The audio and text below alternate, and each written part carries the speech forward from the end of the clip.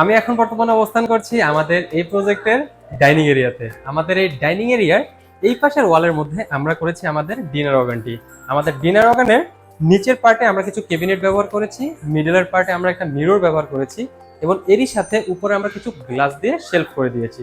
তো পুরোটা একটা কাস্টমাইজ, একটা ইউনিক ডিজাইনের একটা ডিনার অর্গান আমরা এই জায়গাতে করেছি আমাদের ক্লায়েন্টের রিকোয়ারমেন্ট অনুযায়ী।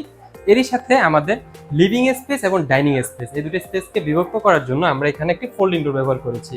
মিডলের এই পার্টটা রেখেছি আমরা আমাদের ডাইনিং টেবিলের জন্য এবং ডাইনিং টেবিলের উপরে আমরা ফল সিলিং এর কাজ করেছি। এরই সাথে এই পাশে একটা ঝাড়বাতি ইউজ করেছি এবং এই পাশে একটা ঝাড়বাতি ইউজ করেছি। দুইটা লাইট এবং মাঝখানের যে ফ্যান, এটার টোটাল কম্বিনেশনে কিন্তু আমার এই ডাইনিং স্পেসটা দেখতে অনেক বেশি সুন্দর লাগছে।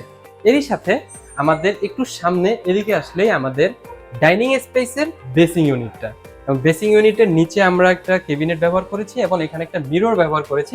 এটা হলো আমাদের ডাইনিং স্পেসের ফাইনাল লুক।